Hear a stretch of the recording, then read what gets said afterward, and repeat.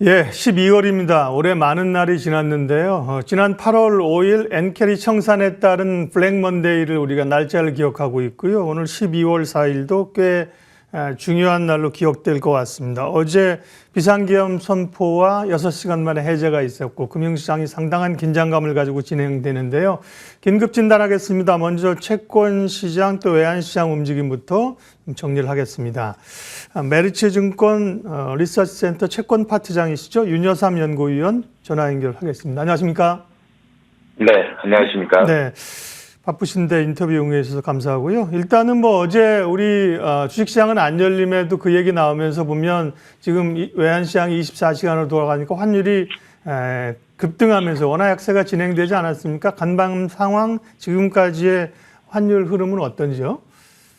네, 전일 계엄령이 선포되고 나서 한 11시 전후에서 이제 미국 쪽에서 원달러 환율이 팬데믹 이후 가장 고점이 2022년 10월이었는데요. 그때 원달러 환율 1,444원을 기록했는데 전일도 이제 한 1,406원 정도 때 개엄 전까지 좀 올라왔던 환율 수준에서 1,440원대, 1,444원까지 급등을 하면서 원화의 약세 심화되는 불확실성을 보였다가 1시 이후 계엄 해지 그리고 이제 4시 이후에 상당 부분 이제 어느 정도 시장의 안전성, 이제 국무회의까지 거쳐지면서 그런 것들이 안정화되니까, 한 새벽 2시까지 우리나라 외환시장 거래될 때까지 1,420원대로 떨어졌던 환율이, NDF 시장이죠. 예, 그 시장에서는 1,410원대까지, 1,414원, 5원으로, 마무리되고요. 오늘 우리나라 시장 시작할 때 장 초반에 이제 정책 개입이라든지, 금시장 안정화 조치, 이런 것들 기대하면서, 장 초반에는 1,406원까지도 예상보다 좀 빠른 안정폭을 보여주었었는데요. 그때 증시도 같이 낙폭이 1%대 이상이었다가 0.6%까지 하락폭을 줄이는 과정에서 좀 환율이 안정되는 듯 보였는데 지금은 다시 조금 여러 불확실성 요인들 점검하면서 1,410원대 중반에서 지금 등락을 하고 하면 전일 밤에 과도했던 우려들은 조금 진정되는 모습을 나타내고 있습니다. 네. 간밤에 비상계엄이 아니더라도 사실 우리 원화가 약세로 환율이 1,400원을 넘나드는 상황이어서 이게 새로운 사실은 이제 당분간의 뉴 노멀이냐 이런 걱정들 하고 있었는데요. 지금으로서는 지금 단계에서 어쨌든 위아래 열려 있지만 위쪽을 조금 더 열어놓고 봐야 되는 건가요? 전망은요? 일단 불확실성 요인들이 많지만 정치적으로 추가적인 부담이 들어오지 않는다라고 하면 일각에서 우려하든 그 자금 이탈 측면에서 뱅크런이라든지 아니면 우리나라의 국가 신용도에 대한 문제라든지 그런 단계를 고민할 정도는 아니라고 보고 있고요. 지금 금일에도 이제 금융 쪽 관련된 정책 수장들끼리 지금 회의를 하고 10시 20분쯤에 이제 그 브리핑 결과가 나온다고 보는데 현재 유동성 공급 대책이라든지 그다음에 기존에 우리가 그 팬데믹 이후 레고랜드 사태를 거치면서 지금 금융시장 안정펀드들이 지금 가동되고 있는 상황이기 때문에 그런 측면에서 변동성 조금 저희는 통제되는 쪽으로 보고 있고요. 그래서 불확실성 요인이 있고 외국인들이 지금 주시장에서 매도가 좀 나오고 있기 때문에 일부 불안 심리 있어 환율이 당분간은 1,410원대 움직임이 있겠지만 향후 이런 정치적 불안 를 좀 진정시키면서 정책 대응들이 전개되어 나간다고 하면 환율이 지금 당장 1,300원대 바로 안착한다 얘기는 좀 어려울 수 있지만 그래도 너무 부정적으로 볼 때는 아니다라고 얘기 드리겠습니다. 네, 그렇군요. 채권 시장은 어떨까요? 사실 한국은행 금통위가 시장에서 잘 예측하지 못했던 금리 인하를 이제 했고요. 이후에도 좀 변동성이 있는 걸로 알고 있는데 간밤에 계엄 사태에 따른 채권 시장 움직임이나 영향은 어떻게 봐야 될까요? 예, 아무래도 이게 우리나라 그 채권이 과거에 북한이 미사일을 쏘거나 핵실험을 했을 때도 사실은 그 현실화 가능성들을 좀 낮게 보고 우리나라 금리는 안전자산 지위를 유지하면서 금리가 하락하는 그런 경험들이 있었는데 오늘은 이제 워낙 큰 불확실성 요인 그리고 한국 컨트리 리스크 자체에 대한 노이즈가 조금 나오면서 간밤에 CDS도 조금 올랐다가 환율과 함께 연동돼서 움직이다가 좀 진정되는 모습이었는데 채권 시장도 그래서 일부 외국인들 선물 매도에 따르는 금리 상승이 좀 불가피하지 않을까. 그 충격이 대략 금리 단위로 한 0.05%포인트 그러니까 5bp에서 한 10bp 사이 정도 충격이지 않을까. 외국 매도가 주도할 거다 했는데 생각보다는 장 초반 또 그 정도 반응이 나왔는데 지금 10년 국채 선물 중심으로 외국인들이 오히려 매수세에 나서주면서 그러니까 뭐 지금 외환시장이랑 주시장의 상대적인 좀 불안도 대비 채권시장의 안전자산주의. 그래서 아침에 시작했을 때보다는 금리 상승폭이 축소되면서 3년, 10년 금리 다 지금 대략 한 2, 3bp 정도 상승돼. 그래서 국내 금융시장에 그나마 안전판 역할을 채권시장에서 좀 보여주고 있다. 예, 그렇게 보시면 될 것 같습니다. 네, 다행히 뭐 CDS 프리미엄이 이제 어떤 국가 위기 사태를 반영하는 거잖아요. 크게 요동치지 않고 외환 시장이나 채권 시장도 일단은 안정감을 좀 찾아가서 다행입니다. 예, 오늘은 뭐 긴급 진단이나 이 정도까지는 말씀을 듣겠습니다. 추후에 또 기회가 있으면 자세한 얘기 듣죠. 메리츠증권 윤여산 연구위원 함께했습니다. 고맙습니다. 네, 감사합니다. 네, 이어서 주식시장 상황 또 긴급 진단하겠습니다. 이럴 때 사실은 그 오랜 경험을 가진 분들의 시각을 우리가 좀 들어야 되는데요. 이창훈 전 공무원연금 자금 운용 단장 오늘 긴급 전화 연결하겠습니다. 단장님 안녕하십니까? 네, 안녕하십니까? 네, 지난주에 안 그래도 딥사이트에 오셔갖고 저희가 시장에 대한 얘기를 했는데 긴박한 상황으로 이제 정치적인 변동성이 있습니다. 이후에도 뭐 시장이 이전에도 오래 계셨기 때문에 여러 충격들이 있었는데요. 이건 좀 또 다른 형태의 어떤 정치적인 충격이란 말이죠. 간밤에 계엄령 사태, 오늘 증시 개장, 지금까지의 상황들은 어떻게 개인적으로 평가하고 계세요? 네, 뭐 어쨌든 간에 시장에서 보면 굉장히 걱정스러운 상황이 발생한 거다 이렇게 보는 게 맞는 것 같고요. 저도 어젯밤에 뭐 TV를 통해서 진행 상황을 봤었는데 처음에는 뭐 이게 진짜 뉴스인가 이런 생각이 들었어요.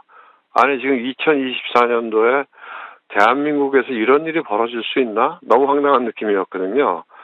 그래서 뭐 처음부터 생각할 때 이거는 성공하기는 어렵겠다 그런 생각이 들었어요. 왜냐면은 뭐 한동훈 대표도 반대했고, 그러니까 여당 안에서조차도 반대 여론은 없고, 국민들의 입장에서 보면은 뭐 지금 이런 일이 일어날 수 있는 거야?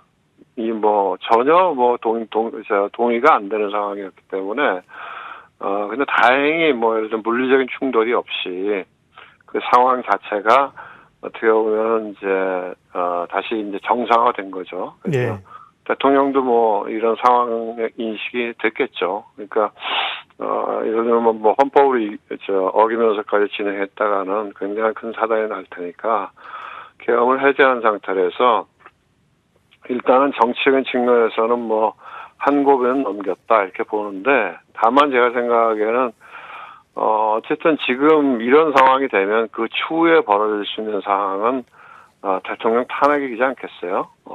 근데 이제 그런 부분 들어가면 굉장히 내부적으로는 정치적인 혼란이 있을 거다. 불확실성이 또 남아있다. 그렇죠. 일단은 이제 계엄이라고 하는 거는 군대를 동원해서 뭔가 이렇게 장악을 하겠다는 의도였는데 그게 무산됐기 때문에 그리고 이제 그 부분에서 그렇지 않아도 뭐 저쪽 야권에서는 뭐 탄핵 이슈가 늘 살아 있었는데 이번에 뭐 확실한 빌미를 준 거죠. 그러면 다음에는 이제 탄핵이나 하야를 놓고 아마 이제 뭐 장애 집회 같은 것들이 이루어질 텐데 그래서 뭐 상황이 여기서 종료됐다 이렇게 보기는 어려울 것 같아요. 그렇겠죠. 네. 후폭풍이 만약에 참고한다면은 박근혜 대통령 때 촛불 시위 하야 그 과정을 아마 참고하는 게 맞지 않을까 그런 생각이 들어서 조금 저는 보수적으로 보고 싶고요. 그 다음에 이제 그럼에도 불구하고 패닉은 아닐 거다. 왜냐면은 상황 자체가 길지 않고 물리적인 충돌이 없이 종료가 됐고요. 그 다음에 뭐 금융권의 금감위원장이나 또 뭐 그 경제부총리나 금감원장 뭐 한국은행 총재 다 같이 나와서 문제가 발생할 때에는 무제한 유동성을 보급하겠다 이렇게 했으니까 제가 보기에는 뭐 그 상황 통제를 하는 노력은 계속될 거다 이렇게 보이고요. 그나마 말씀하신 것처럼 이제 경제 관료들은 경험이 있고 중심을 잡고 있기 때문에 빠르게 대응을 해 나가고 있고요. 좀 걱정되는 게 이제 외국에서 바라보는 한국의 금융 여건이나 정치적 환경에 대한 평가 이런 게 이제 사실은 다운그레이드 되면서 지금 사실 우리가 공매도도 금지한 것도 외국인들 입장에서는 불편할 텐데 이런 상황들이 외국인의 매도세를 지속 이어가게 하는 것 아닌가 하는 좀 우려가 있어요. 외국계나 뭐 네. 외국인들의 시각 어떨까요? 뭐 외국인들 입장에서는 예를 들면 이제 두 가지로 나눠서 볼 수 있을 것 같은데요. 하나는 뭐 연기금이나 뮤추얼 펀드처럼 장기 투자하는 입장에서는 오히려 뭐 이런 정책의 혼란으로 해서 시장이 많이 밀리면 더 싸지는 거니까 오히려 매수 관점에서 볼 수 있을 것 같고, 근데 이제 헤지 펀드 같은 경우에는 좀 단기적으로 투자하는 입장에서는 변동성을 활용해서 뭐 이 매도를 할 수도 있다 저는 이렇게 보이고요. 근본적으로는 이제 말씀하신 대로 야 대한민국이 이런 나라였어? 하고 인식이 바뀔 수 있는 거죠. 대한민국에서 지금 이런 계엄령이 선포된다는 게 가능해? 그러니까 우리도 그렇게 생각하지만 외국인들도 그럴 거 아니에요. 대한민국이 굉장히 민주화가 성숙돼 있고, 뭐 최근에 K-팝이나 문화적으로 해서 K 컨텐츠 이렇게 해서 굉장히 선진국이라고 생각했는데 예. 거기서 이런 후진적인 정치행위가 일어날 수 있어? 이렇게 생각하면 불안하죠. 그래서 굉장히 안 좋은 거다 이렇게 보이고요. 근데 또 역설적으로 생각하면 우리나라가 지금 국민들이 워낙 그 민도의 성숙도가 높아서 뭐 이런 정치적 혼란이 오히려 어떻게 보면 지금 정치가 개판이잖아요. 지금 뭐 네. 이쪽 저쪽 꽉 막혀갖고 진영 논리 때문에 아무것도 안 하고 정쟁만 하고 있는 이런 상황이기 때문에 오히려 뭐 이런 혼란을 지나고 나면 좀 정리가 되면 네. 조금 더 정치적으로 지금보다는 나아지는 상황이 될 수도 있지 않을까 그런 그러게요. 희망도 가져봅니다. 그런 성장통으로서의 역할을 뭐 그렇게 될 거라고 저는 봐요. 뭐 예. 왜냐면 워낙 대한민국 국민들이 저도 뭐 젊었을 때 어제 그 TV를 보면서 젊었을 때 저희들이 뭐 다 나가서 뭐 이렇게 이 군사 독재에 맞서 싸웠던 그런 경험들이 있는 네. 세대들이 위에 장년층이고 뭐 또 그렇기 때문에 뭐 그렇게 뭐 대한민국 쉽게 흔들릴 것 같지는 않다 그런 생각이 들어요. 좋습니다. 그래서 예. 어려움은 있지만 요게 또 지나고 나면 극복될 거다 이러고. 근데 이제 단기적으로 뭐 많이 빠졌다고 막 사고 이렇게 단기 트레이딩 관점에서 접근하시는 건 조금 신중해야 될 필요가 있다 이렇게 봅니다. 네. 그러니까요. 이게 뭐 사실은 외환 위기를 겪었고 우리가 뭐 리먼 사태를 겪고 코로나를 겪으면서 많이 쌓여 있는 사실 학습 효과하고 실질적인 내부의 우리의 체력이고 견저함이고 플러스 또 변동성입니다. 그래서 마지막으로는 전략을 좀 정리할게요. 안 그래도 이제 이런 비상계엄 얘기가 없을 때 지난 금요일 날 오셔가지고 우리가 시장에 대한 전망들을 쭉 하면서 네. 연말 어떻게 될 것 같습니까? 근데 어쨌든 네. 조금 보수적으로 보면서 뭐 배당주라든지 뭐 이런 쪽으로 약간 그렇죠. 방어적 전략을 주셨잖아요. 근데 방어를 이제 좋고 예. 외국인들이 들어와서 하면 같이 살아. 워낙 네. 싸니까. 그래서 사실 어제 모양이 되게 좋았는데 어젯밤에 배려버린 거죠. 네. 그래서 어쨌든 다시 한번 지금 상황에서의 전략을 조금 한 1, 2분 좀 올해 연말 내년을 보면서 어떻게 스탠스를 그래서 잡을지 말씀해 그러니까 여전히 한국 시장은 싸다 하는 건 똑같고요. 그런데 지금 어쨌든 조금 보수적으로 이게 뭐 끝났다. 그러니까 예를 들면 계엄을 해제했다 해서 끝난 건 아닌 것 같거든요. 다음부터는 정치적으로 오히려 더 혼란스러워질 개연성이 있기 때문에 조금 관망하고 보수적으로 보는 게 맞겠다. 그래서 배당주도 많이 올랐어요. 상대적으로. 그래서 어쨌든 뭐 보시기에 내가 뭐 최소한 어쨌든 이 상황이 6개월 내는 정리가 될 테니까요.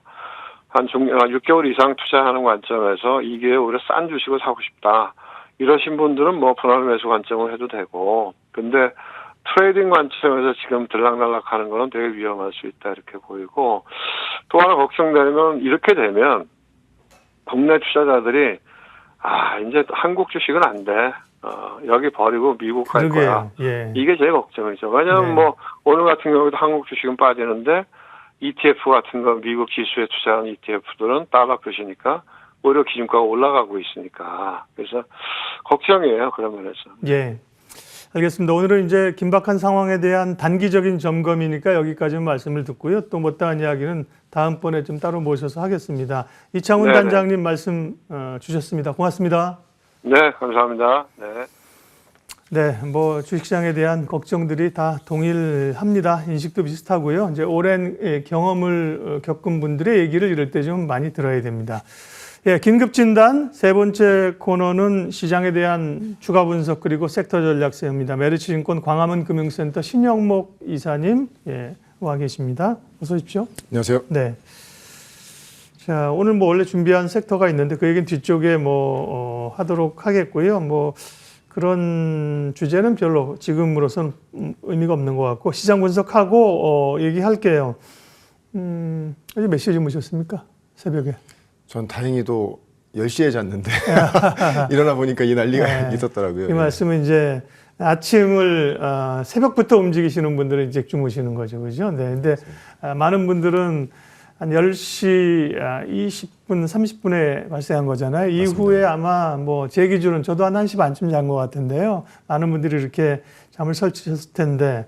그러게요. 그리고 어쨌든 장이 오늘 열리고 금융시장이 지금 진행이 되고 생각보다는 우리 시장이 그렇게 많이 밀리지 않고 있는데요.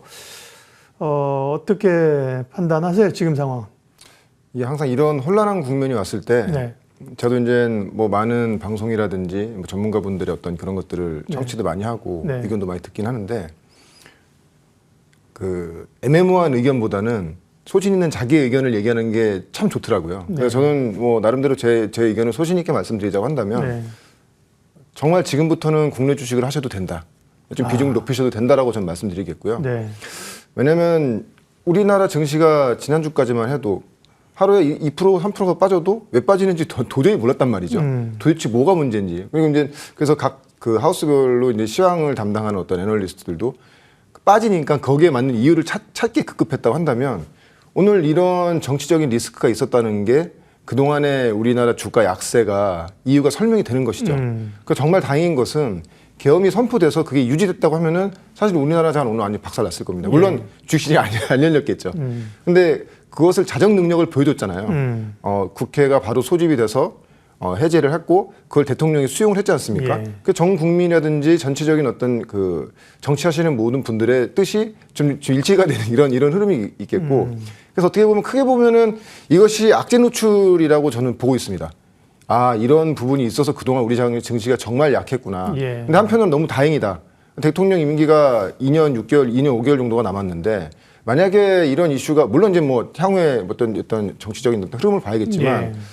이런 걸 안고 갔다고 하면은 사실 지금부터 해외 주식으로 가는 게 지금이라도 가는 게 정말 맞는 답이었지만 이게 항상 시장은 선반영되기 때문에 이것이 이미 국내 증시를 짓누르고 있던 주요 요인 중에 하나였던 것이고 외국인들이 우리나라를 계속 매도하면서 나갔던 가장 큰 이유 중에 하나였던 주요 이슈라고 보고 네. 있고요. 물론 이것이 바로 잡히지는 않겠죠. 왜냐하면 또 여러 가지 그렇죠. 정쟁이라든지 그런 어떤 정치권의 이슈들이 있으면서 변동성은 있겠지만 이제 시장이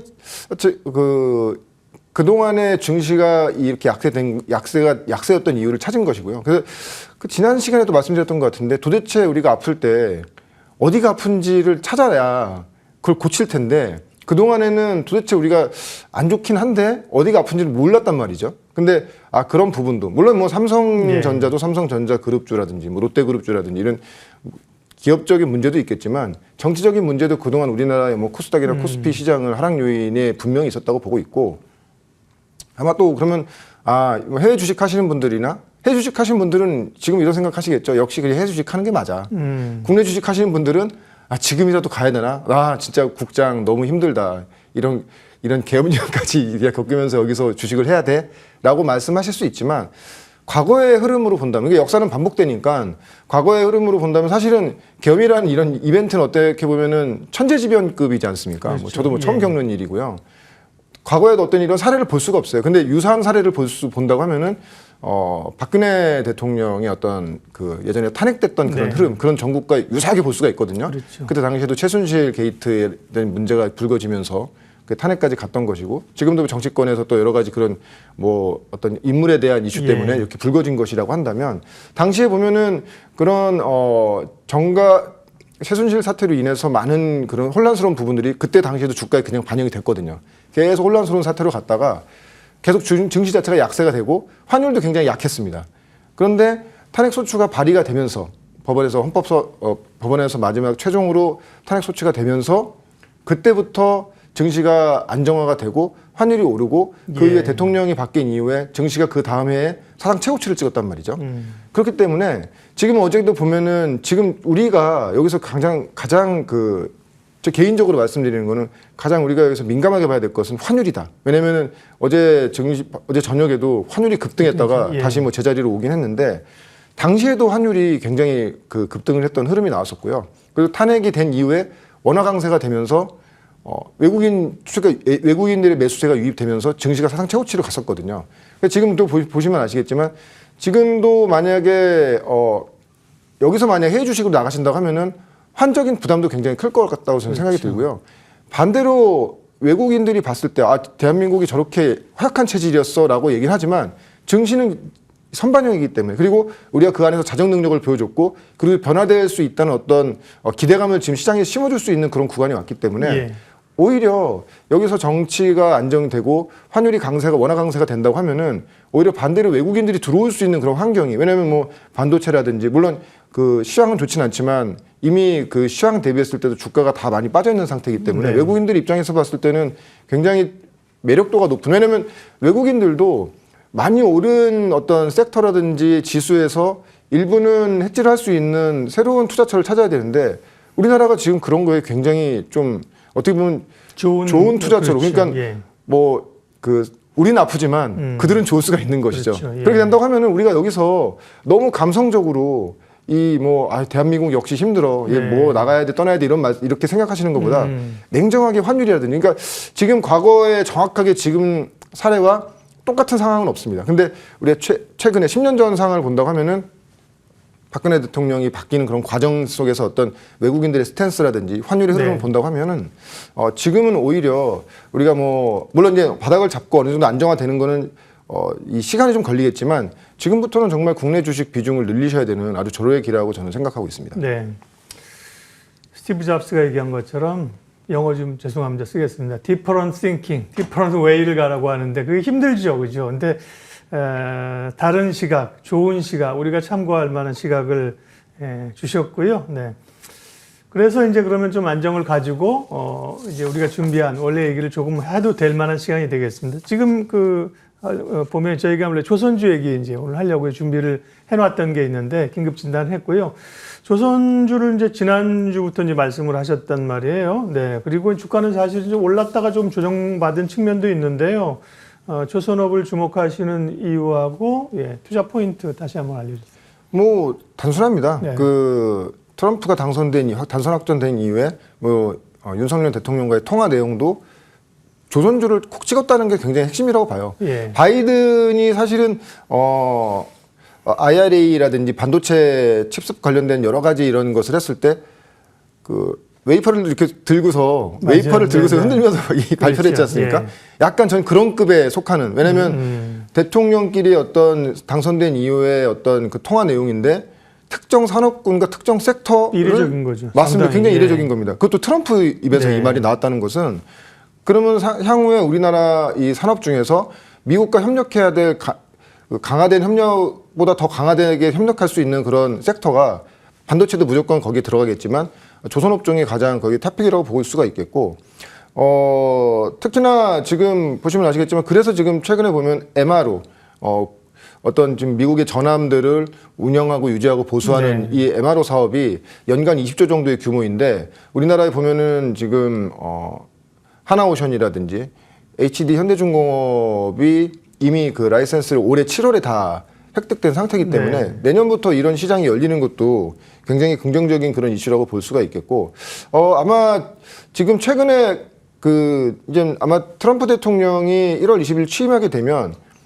시장은 아마 이제 그런 거에 우려감 있죠. 뭐 관세라든지 그리고 어떤 특정 섹터에 대한 제재라든지 어제 뭐 반도체도 추가적인 제재가 나왔습니다만 그런 여러 가지 산업군 내에서의 어떤 리스크 요인을 봤을 때 조선업종은 그것을 피해가는 업종이라고 저는 생각하고 있습니다. 물론 이제 바이오 업종도 그걸 피해가고 있지만 그렇기 때문에 지금 이 현대중공업이라든지 뭐 지난번에 이게 말씀드렸던 HD 현대 미포조선 같은 조선주들도 지금 정도 구간에서의 조정은 좀 적극적인 매수세로 가담하셔도 되는 그런 구간이라고 보고 있고 그래서 지금 보면은 아마 여러 가지 지금 혼란스러운 이런 와중에서도 주가들이 좀 잘 버티는 주식과 오히려 이제 그 생각보다 더 많이 빠지는 주식들이 있는데 현재로 봤을 때는 현대미포조선이라든지 현대중공업 같은 경우에는 최근에 주가가 굉장히 많이 오른 이후에 순환 매도라고 하죠. 더 이상 많이 오른 섹터가 우리는 계속 순환으로 매도가 나오는 이런 상황이어서 조선 섹터에 지금 그런 흐름이 왔던 것이라고 한다면 지금 정도 구간에서는 우리가 이제 관심 있게 가지면서 전체적으로 조선업종 섹터에 대해서 관심 있게 보시면 될 것 같고 제가 장표 한번 올려드리면 좋을 것 같은데 이 밸류체인에 관련된 이런 피팅 업체라든지 그와 관련된 어떤 LNG선 관련된 이런 부품업체와 그 안에 자막으로 저희가 오늘 뭐 상황인지라 시간이 예. 긴박해서 지금 자막으로 만들었습니다. 네, 맞습니다. 예. 그런 것들을 나중에 또 제가 또 정리해서 한번 또 올려드릴 테니까요. 그런 밸류체인 내에서의 종목들도 같이 보시면 좋을 거라고 생각하고 있습니다. 네, 자막을 계속 좀 돌리면서 보여주십니다. 그러니까 파트별로 있죠. 이제 선박을 만드는 회사가 있고 기자재 업체 가운데서 우리가 알고 계신 뭐 피팅 이런 쪽도 있고요, 본행제도 있고 이런 것들은 그 기본적인 조선업종에 대한 관심권역이고요. 그건 다시 한번 추후에 정리를 해주시고 오늘 그러면 조선주 가운데서 특별히 조금 더 만들어져 나왔네요. 밸류체인들이 쭉 이렇게 만들어서 제조사, 엔진, 피팅, 본행제, 엔진 부품, 탱크 이렇게 밸류체인들을 말씀하셨고요. 그 가운데서 오늘 조금 더 깊게 좀 얘기해 볼 기업은 어딜까요? 그러면? 네, HD 현대중공업입니다. 네. 뭐 대장주라고 볼 수 있겠고요. 네. 일단 기본적으로 MRO 관련된 라이센스를 올해 7월에 하나오션가 취득된 상태고 아마 이거에 대한 어떤 그 추가적인 어떤 발주라든지 이거에 대한 산업적인 어떤 이 매출이 내년부터 본격적으로 나올 거라고 보고 있어요. 왜냐면은 지난 시간에도 말씀드렸다시피 지금 미국의 전함이라든지 군함 자체가 중국 대비했을 때 노후화가 굉장히 많이 된 상태입니다. 중국은 지금 전체적으로 전함급을 놓고 봤을 때 전함과 잠수함급을 놓고 봤을 때 한 11년 정도의 그 어떤 수명이라고 지금 11년 정도가 평균적인 어떤 선박의 연령이라고 한다면 지금 미국은 23년 이상이 됐거든요.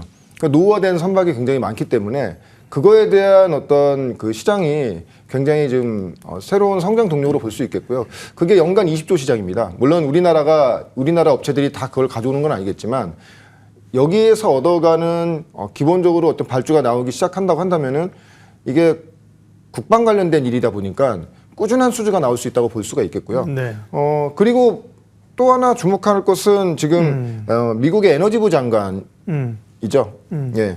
크리스 라이트라는 장관이 이제 선임이 됐는데 그분이 이제 보면은 셰일가스를 창업하고 실질적으로 지금 CEO의 자리에 올라 있는 분이기 때문에 향후에 LNG 관련된 이 산업 자체가 미국 내에서도 굉장히 좀 더 왕성하게 클 수 있다. 왜냐면은 결론적으로 석유화학이라든지 그와 관련된 가스 같은 것들도 배로 수송을 많이 해야 되는데 물동량이 늘어나겠죠. 맞습니다. LNG 같은 경우에도 워낙 선박이 고가이다 보니까 그런 부분도 봤을 때는 현대중공업 그러니까 전반적으로 기본적으로 사실은 트럼프 당선과는 별개로 조선업황은 내년까지 굉장히 좋은 흐름입니다. 근데 여기에 어떤 신규적으로 LNG 시장이 더 커진다든지 MRO 시장이 커지는 거에 대한 어떤 수혜성을 본다고 하면은 이 HD 현대중공업은 지금 조정 구간에서 우리가 좀 적극적으로 봐야 될 그런 종목으로 생각하고 있습니다. 혹시 가격 전략을 제시를 하실 건가요? 네, 맞습니다. 일단 1차적인 목표가는 26만 원, 손절가는 19만 원 정도를 잡고 좀 조정 구간에서 좀 굉장히 좀 꾸준히 모아가시는 그런 전략을 가져가시면 좋을 것 같습니다. 시장 긴급 진단과 함께 저희가 원래 준비했던 조선 섹터 이야기까지 메리츠증권 광화문 금융센터 신영목 이사님 함께했습니다. 고맙습니다. 고맙습니다.